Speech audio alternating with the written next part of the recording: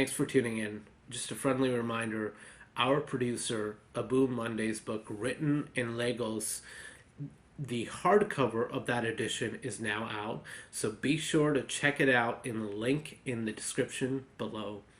Hello, everyone. Welcome back to another episode of the Daily Wisdom Words podcast, where every week we talk to people who have stories, advice, and life hacks, all of which take you one step closer to that feeling of hope. I'm your host, Neil Chiretti, and today we are so proud to be joined by actual name Roberto Perez, but he goes by Robert to everybody, to his friends and everybody on social media. He's a mindset coach, and I cannot wait to pick his brain. Hello, Robert. Welcome to our show. Hello, Neil. Thank you very much for having me. It's a pleasure to be here. Yeah, absolutely. I like to always give a little bit of background to our audience, just a little bit of context. We connected on social media, on Instagram, via some posts that I'd commented on, you had commented on separately, not to each other at first, but then we connected and I was like, man, I got to have this guy on the podcast because you epitomize everything that we look for in our guests, and that's bringing hope and awareness to those struggling with mental health issues. Yeah, and definitely that's what I try to do on a daily basis, going on different comments and just kind of reading and every time I see someone that's a little bit on the negative side on, life's been tough on me and this and that, I just always try to approach and, start a conversation, and luckily, I've had some people like yourself that are just always willing to take that opportunity because we never know where a conversation might take us. Example, here we are on a podcast. So it's something that I've learned through this journey of self-development and growing and stuff. It's just taking the opportunity. Not saying no without even giving it a little bit of a chance. Always growing up as a kid, I was always the one. I don't like this food, or I don't want to do this because it's different. It scares me. It's like, I don't know, no. The unknown was always like a no, which crazy to think about because everything's unknown at one point, so it's exactly. So that's a good point. And it's like, I always try to ask and get involved with people. Sometimes people, obviously it's a stranger on the internet, so they don't want to, open up, which is understandable. And it's like, okay, I'm not going to try and push people and be, pushy and annoying. It's just, I'm just trying to open up and see if I can offer any of input, and might lead to a conversation. And a conversation might lead to a client. It might lead to a podcast here. It might lead to, God knows what. So it's always good to open up, I guess, a little bit and just give everything a chance and open up and start a conversation. You don't know where it's going to lead. Right. Yeah, absolutely. You mentioned like growing up and little quirks that we all have, by the way. I think that's like the universal thing in childhood, right? We're not open to new stuff. We want what we want when we're children, and damn if we don't get it. But let's go there. Tell us a little bit about your background and what got you into being a mindset coach. How did that journey start and under what circumstances? It was actually I'm, from Mexican descent. My parents were migrant workers, and they spent half of the year here in the States working. The season was over, and we traveled back to Mexico.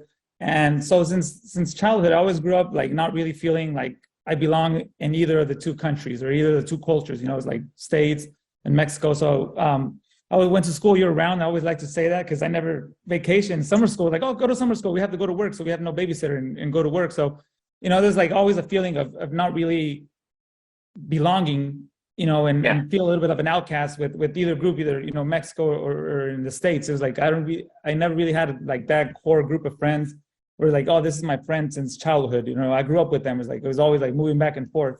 So, right. I've growing up as a teenager, I always looking back at it now, there was a lot of things that growing up that way made me behave or act in certain patterns as a teenager and growing up as an adult. And I actually started the self-journey thing because those patterns led me to a difficulty in my marriage. And the difficulty was not communicating, not being able to open up, so it was one of those things that I always like to say now, every difficulty that's come my way, it's always led to something good. Yeah. And so I had to look at it. It started therapy I started coaching. And then when I started therapy, like my mind just started like, oh my God, I'm doing these things and I'm taking these patterns because of this or because of that. So you kind of start, figuring yourself out and learning more about yourself and, why you do this. And I always thought it was like, oh, I'm just a certain way, or, oh, something's wrong with me. That's why I do these things and stuff like that. So it was just like that negative self-talk. And I don't know if you've dealt with this before, but that negative self-talk just seems to go like into like a deeper and deeper hole every time. Completely.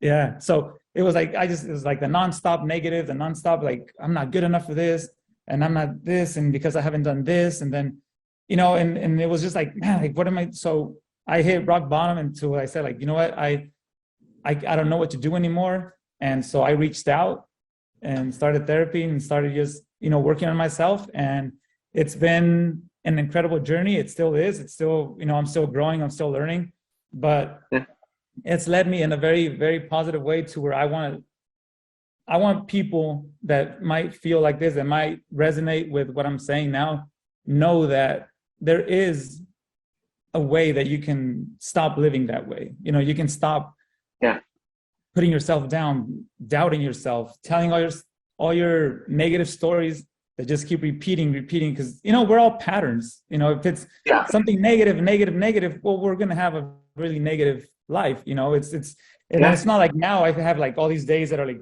rainbows and I have my bad days or my bad moments, but now instead of having that bad train of thought, just like, okay, where is this coming from?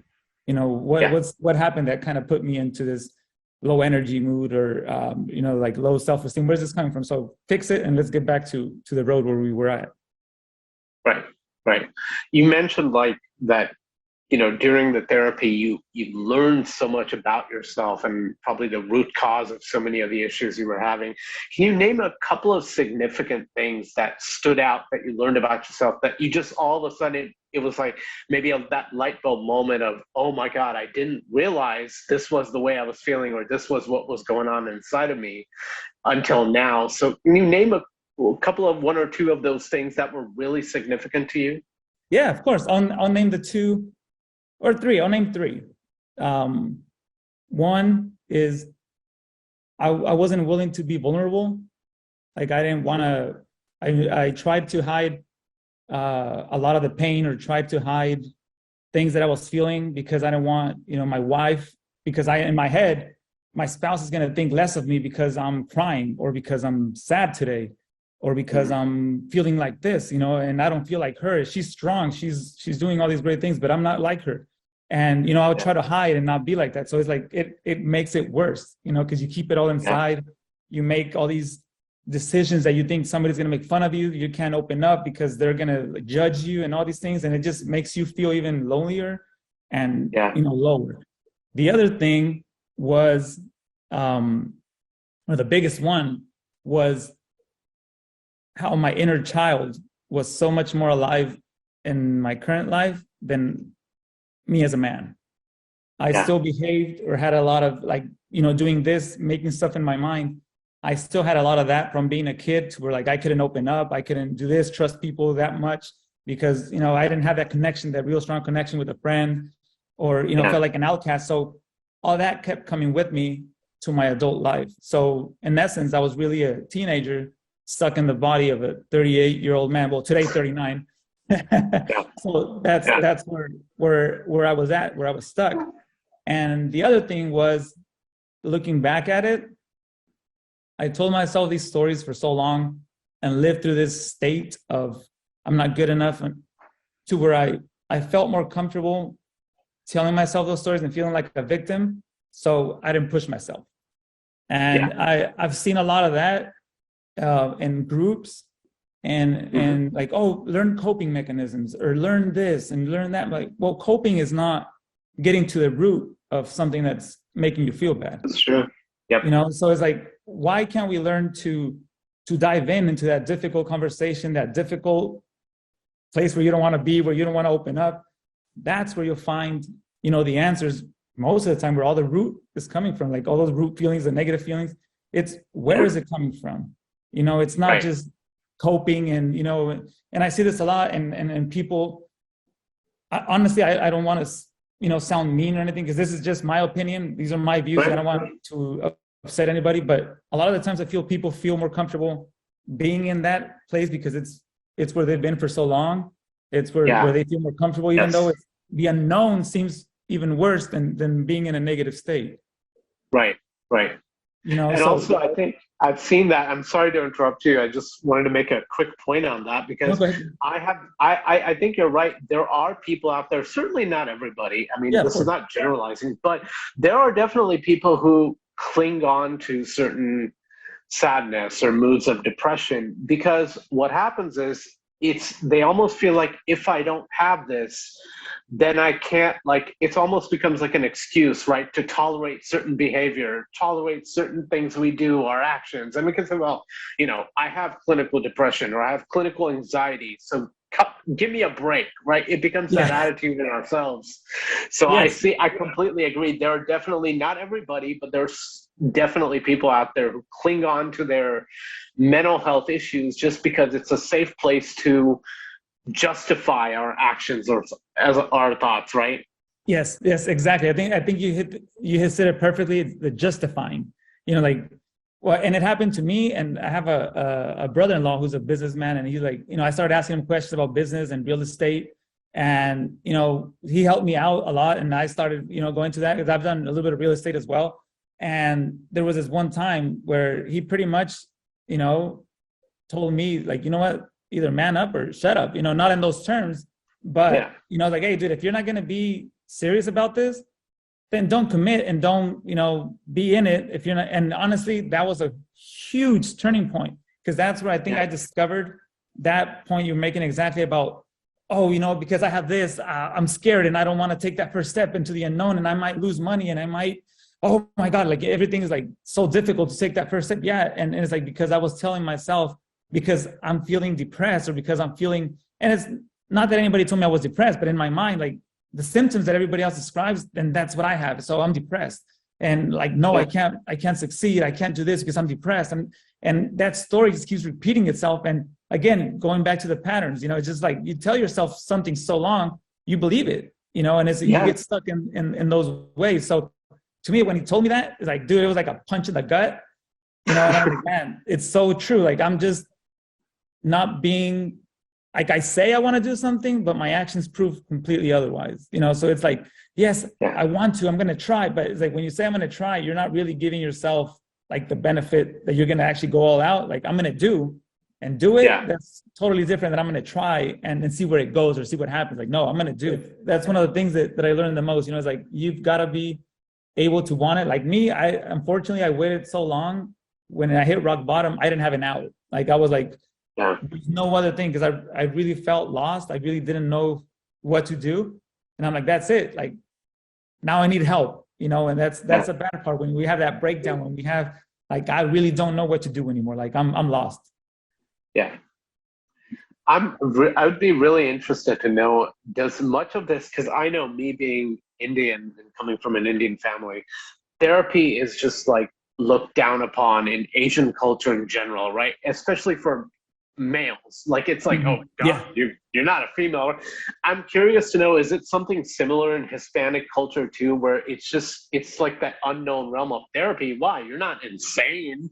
You're not like this. So why do you need this? Or as a man in general, did that make it more difficult for you? Because I know in my journey, it certainly did. I had to battle so many stereotypes of, dude, why are you crying like a little girl? Or, so on and so forth. Did that play into your journey as well? You know what? When I said I hit rock bottom, like, and I was lost, I don't mean like figuratively, I really didn't know what to do. So I didn't care what anybody said. I let go of that. What are people going to say? What are people going to think? And I started going into it. And what's crazy? It is seen like that, I think, in the Mexican culture, or I don't know about the rest of the, Hispanic countries, but in Mexican it is. And what's crazy is once I started opening up to other men, friends of mine, about me going to therapy, like, it was seen like, wow, you go to therapy? Like, you look so happy all the time. You're always laughing. You're always, enjoying, like, man, it's like, that's a crazy thing. Like, when you're sad, you put a mask on when you leave the house and you don't want people outside. I mean, I hid it from my wife, how bad it was. Imagine people outside. So you try to be this, like, I'm good and everything's good. So, you know, as I always tell people, approach everybody with respect. Even if they're having a bad day and they go off on you, like, don't let that deter who you are. You know, you are who you are. Be good.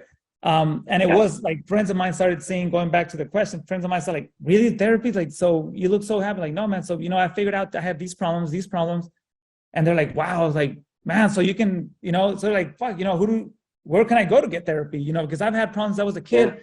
And that to me was a blessing, man. If I had to suffer and go through these difficult things for other men, for me to share to other men that there's like therapy, you can get help. You can, you know, get help to be a better husband, be a better father. Because I think we all need it as much as we hide it. We all need it at one point or another. You know, it's something that's going to help us for sure. in a lot of ways. And then not only the men, the woman as well. Like we had a dinner with my wife's friends and you know, couples and stuff at the house about 2 months ago, and one of the ladies was talking about how she felt, you know, a certain way she couldn't sleep, and she had like really bad insomnia, and she couldn't sleep, and no matter if she took edibles or, you know, melatonin or whatever, like she was always awake and thinking about things, and one of the other friends said, why don't you go to therapy? And she got like a little upset. She's like, I'm not crazy, I'm not going to therapy. That was her answer.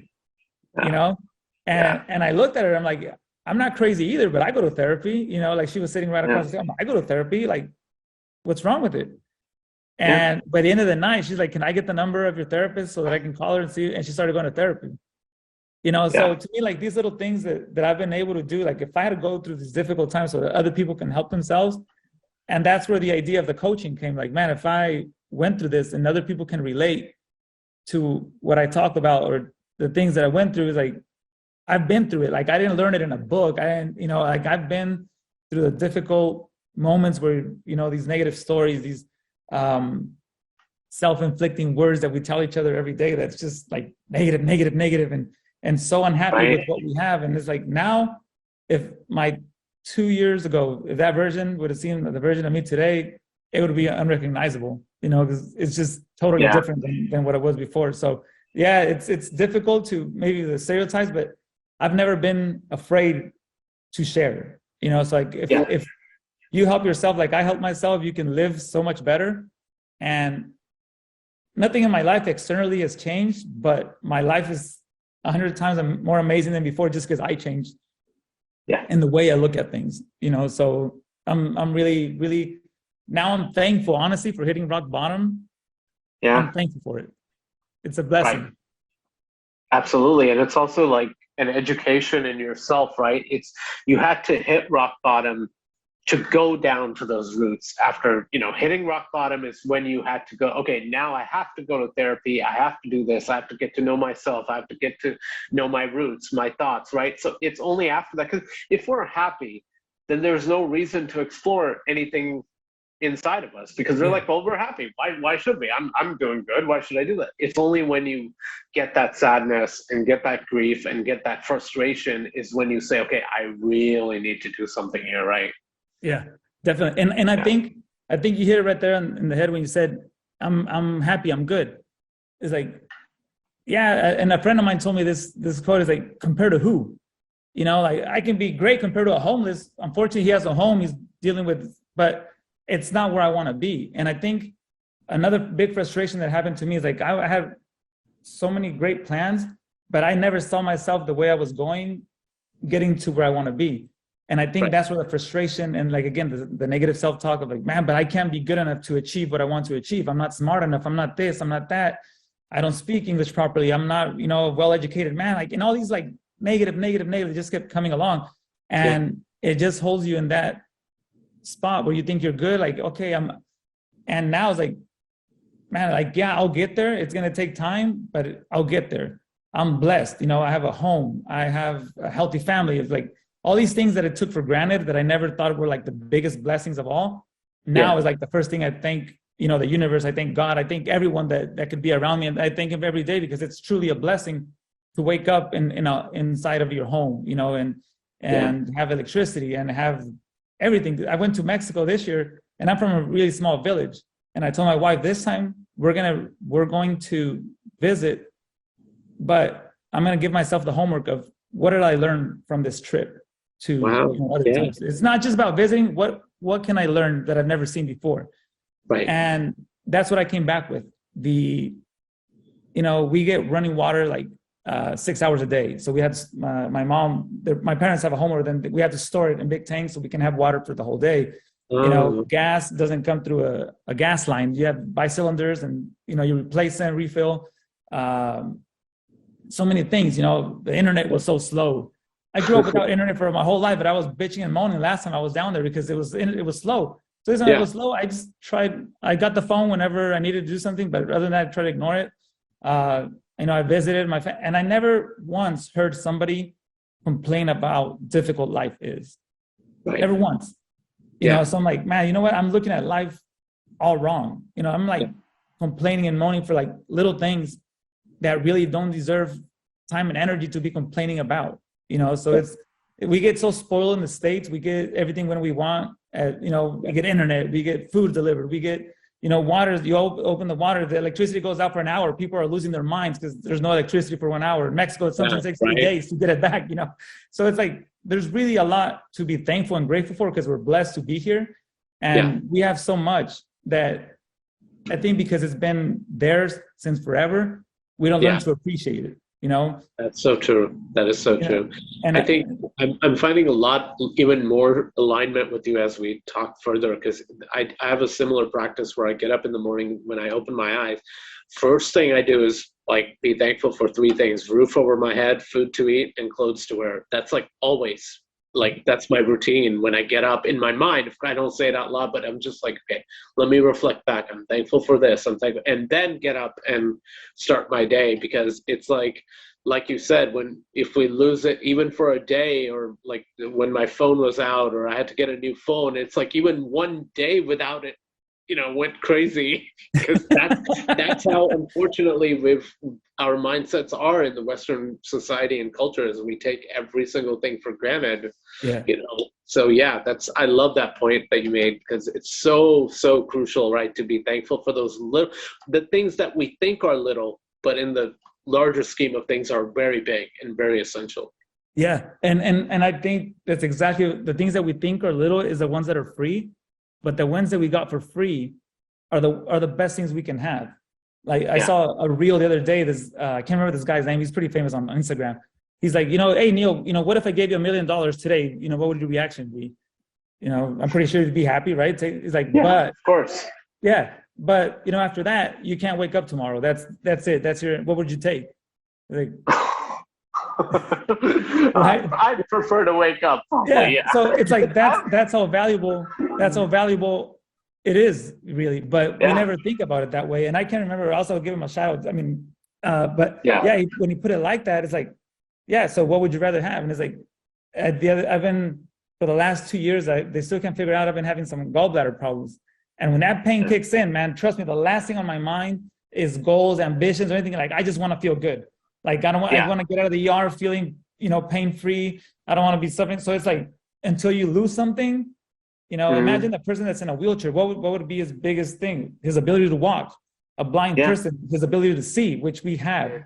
You mentioned something. Let's get into that. Like earlier on, where there are still rough days, because you're still a human being, as am I, as is everybody else. So what do you do on particularly tough days? If you find yourself going back to that old say, oh no, this is really stressful, what do you kind of do to pull back and say, wait, no, let me recharge, let me think about this for a second, and get back to the state that you're in right now? I think I go back to this, what we were talking about just right now, the blessing. It's like, and a big thing for me before was comparison. Mm-hmm. Let's say I started a podcast tomorrow, and me and you are friends, and I'll be like, fuck, I started my podcast and I got 2 listeners, 2 people saying, but Neil's got 1,000. What am I doing wrong? What am I doing wrong? But Neil's been in his podcast for, I don't know your story so much, but it's like, let's say 5 years. 2 years, So your chapter 5 is different from my chapter 1, and I think comparison is a thief of all joy. I heard it, somewhere.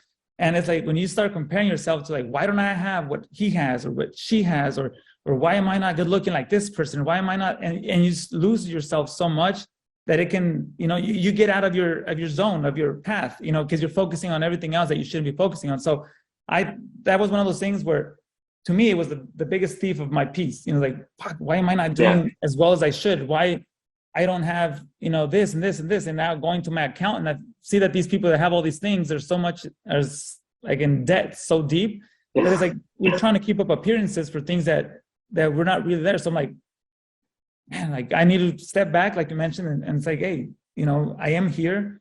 I'm taking this path. I'm learning. I'm growing, but I'm not growing at somebody else's path. Like my test is different from yours and from anybody else listening and watching this. So we can't really say, why am I not doing as good as them? Or something like that. It's just like, hey, why are you not focusing on what you want to do? I try to focus on my goals. And when I come back to my goals, like, okay, I have to work on these setting goals is another great thing that I learned, writing stuff down, journaling, setting goals, because then you don't have time to, mess around and look at anybody else's stuff. Like I have to focus on me and what I have to be doing. So to me, that's what's worked. It's like, block the outside noise. If I see somebody doing good, I'll applaud them. Great for you. That just shows me that great things can be done. Not so I can envy them or say, why am I not in that position? Or why am I not, being successful enough? Why am I not? No, your time will come. You just have to put your head down, work on yourself, work on the things that you said you're going to do, and, keep moving forward. And I think having the deepest faith in the universe, which I never thought I would before, but the law of attraction and that stuff, kind of the vibrations and all these things that Bob Proctor talks about, those things open my eyes into a whole nother level of like focusing on the things I want, to where like the things that are coming to me don't depend on anybody else but myself. Like the great things, the happiness, the joy, it all comes from within me and what I attract. So if I'm pissed off or if I'm being a hater because I'm focusing on somebody else, then I'm just going to make myself miserable every day because I'm not focusing on what I can do to make myself better. I'm focusing on the wrong things. So that's where I get myself back together. Like, hey man, stop focusing on that. That's none of your business. Applaud. Good for you. Keep going. You just showed me that it can be done. Now let me get to work and do for me, Yeah. We should also point out, like, to our audience that I often say this is social media, when we see posts like people at the most gorgeous looking beach and the most gorgeous, and it's a highlight reel. People need to understand that even those people on social media who seem happy, like every day they're posting, I had this wonderful meal today, I went to the beach today, and to look at their pictures with 1,000 filters on, you would think that person has the most perfect life ever, but that's not true. That's like one moment of an entire week or an entire month or an entire year, right? So that illusion too can sometimes be it can bring you down if we're not careful and, recognize that fact. Yeah, I think definitely. I think, like you mentioned, I think it's perfect. It's a highlight reel. And now when you see something doing the behind the scenes, sometimes the person taking a picture is not even at location. Like there's just one picture with this guy with a toilet seat that sits right here, and there's a background of an island. It's like, looking at the plane. Like it's not there, So it's like, what are we really, losing our mind over? Yeah. If it's something that, like I said, these people are not really happy. And these people that say like, they just became overnight millionaires because of this, and overnight millionaires or overnight success stories, like people that are really doing and doing great things. I think there's so many people that are doing so well that you never hear their names or you didn't even know they exist. Right. Like it's exactly. Like they're not out there showing off. They're not like, I'm this and that. It's like, it's to me, it's like entertainment. If you look at my reels on Instagram, you'll never see one with special effects and like boom. Like I can go on CapCut and learn as much as I can about making videos. But like, dude, like I want people, if they come to my profile, that identify with the message, not because I made some like dancing video and I'm like pointing and going crazy at the thing. Like that's not what I'm trying to do. I'm trying to make something that when somebody hears it, they resonate. And if they don't, that's fine. If you find someone else that you resonate with better, that's fine. But as long as you're doing something that's bringing you peace, that's making you better every day, follow those I know pages. earlier you mentioned writing out your goals, and I'm also a big believer in the law of attraction and all that. So can you explain, like, what are some of the things you do? Is it writing it out? Is it thinking about what you want? What are some of your like techniques to manifest and work towards your goals and what you're seeking in the future? I write stuff like Bob Proctor mentioned this, from the Proctor Gallagher Institute, writing stuff in the present as if you were living it. Tony Robbins, another one that does the same thing. Like, I have so-and-so. I am thankful for having so-and-so. And you get into that mentality, like, because if you're like, I want money, I want a house. It's like when you're writing in that vibration or that frequency, you're writing from a place of lack. Like, I don't have it. That's true. I don't have it. So if you don't have it, you're attracting that you don't have. So it's like, okay, no, I have, this car, I have this house, I have by this date, or, at this date, I have this. So and you get into that present moment as if you're breathing inside that house that you picture, or, you're driving that car that you picture, or, I start my day every day with saying like today, and I don't always write it, but I always tell myself today is a new day to meet a new client. Today, a new client. And if it doesn't happen today, tomorrow I'll start the same way. It's like today is a new day for a new client. Today I'll get to make somebody's life a little better. Today I'll make a difference in somebody's life. So it's being in the present. Like I said, if 2 years ago that self would have looked at this and be like, you're crazy, man. Why am I? That's stupid. Doesn't make any sense. I'm not going to do it. So it's a process. I know it's difficult to understand. Like, oh, writing ain't going to do nothing. Writing is not going to help me.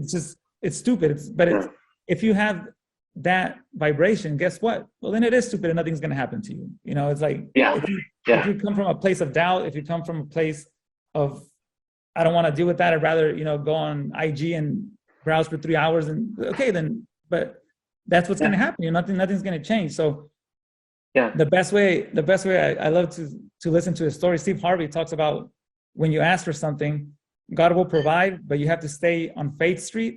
He's like, because he doesn't tell you when he's going to deliver it to you. It's like you have to stay on Faith Street. That's true. That gift is coming to you.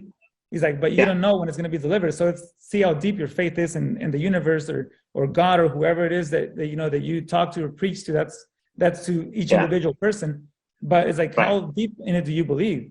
And it all comes from like the belief inside of you again, from within, like that faith, that belief that everything's going to happen. It's inside of you, and nobody can teach you and nobody can take it away from you. My goal is to one day be in conferences and do like Tony Robbins, helping people, groups of people, being a motivational speaker. If I can get to that goal, I would be, blessed, and because the more people I can reach, the more I can help. And the life of service is something that I found like a deep meaning in it and a lot of love in it. So I want to continue to do this for the rest of my life, not just, even if things aren't going the way I thought they would, the universe has a perfect timing for everything. That's true. We're meant to be here today. We're doing this podcast, and, I'm blessed and thankful to be here. Yeah. I think that's very important to note, because I think a lot of when people who criticize these methods of, like you said, like some people might say, well, how can writing it out help me? It's not magic. It's not a magic marker or a magic pen. But I think the thing is that it's more about creating that energy. When you write it, physically actually write it, it's creating that energy within you that makes you go seek out, or at least puts you on that path of that goal, right? No, if you want to win the lottery and if you write it down, are you going to win it the very next day just because you wrote it? No, but it can set you on that path of believing and working towards that goal, right? And that's important to stress. Is like you said, timing is everything. You have to have that faith, but that energy, that positive energy needs to be there. And that's where things like writing it out and visualization come in, right? That's why it's so important. Yeah, exactly. And it's going back to Faith Street, it's like, it's going to happen.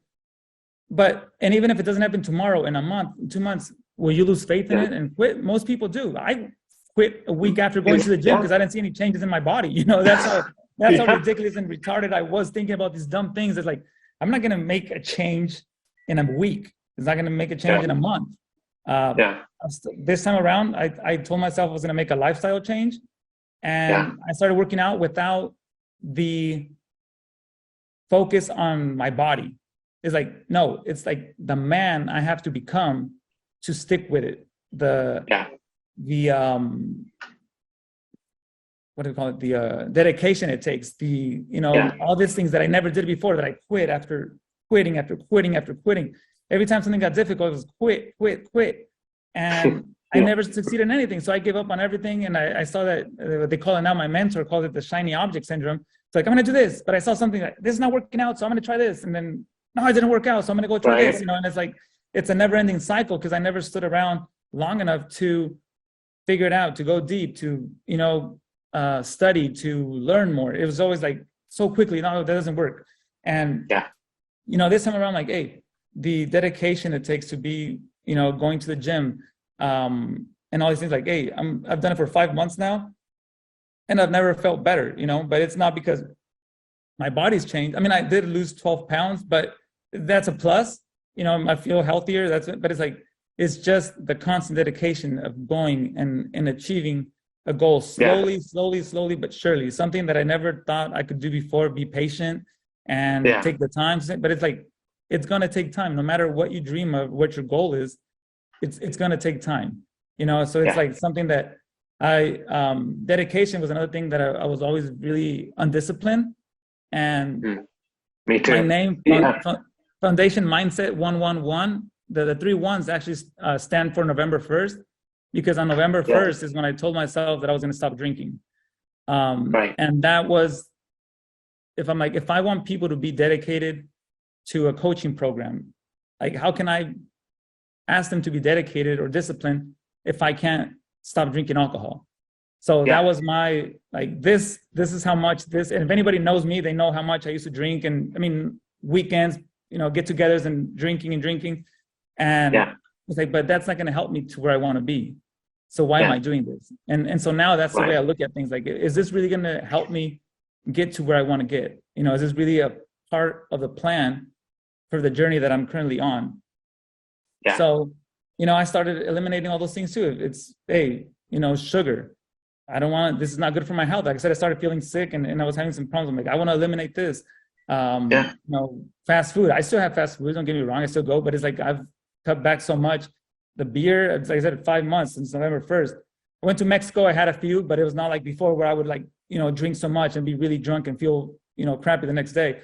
But it's like, these things that I never thought I would be able to do, guess what? They all came from within. That change came from within and what I wanted to do. So nobody else can push you but yourself to make the changes. It's like, it's up to you to make those changes. And I'm blessed to have, like I said, gone to those difficult times and came out on top on the other side. And everything, tell us where people can find you, how they can check out your coaching practice if they're interested.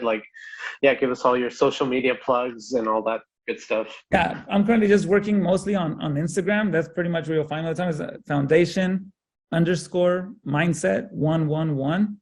And that's pretty much where I'll do most. I'm trying, a friend of mine told me, hey, why don't you open up a YouTube channel, do some shorts in there so you can post. I'm like, okay, I'll try that approach as well.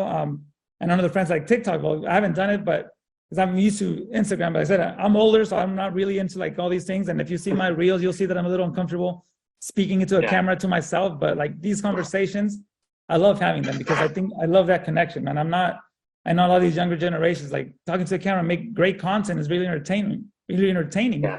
But I love the one-on-one or group conversations where we can learn and elevate ourselves. And that's the one thing that I do love doing. So for now, it's just Instagram.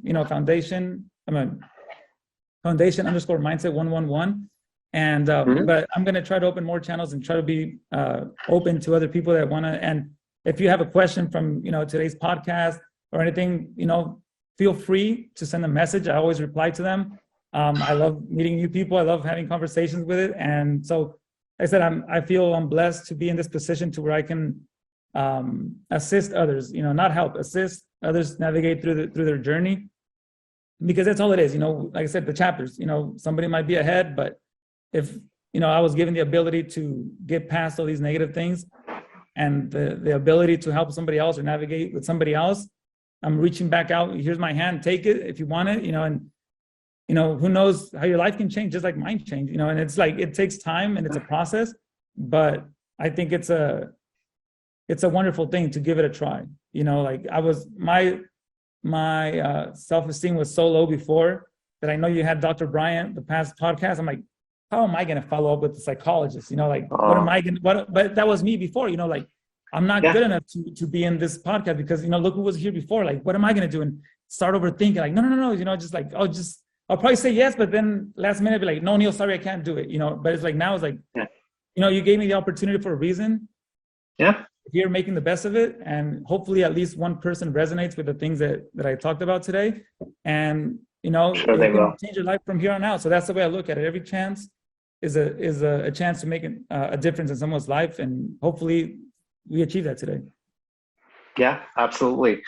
We usually end with this, like for anybody who's been a journey, we always ask if you could tell the younger Robert who was struggling back then and mentioned you hit rock bottom and all that, what would the current you tell the past you, like as far as hanging on or don't give up? What message would you give? If you could talk to that struggling Robert, what would you say to them?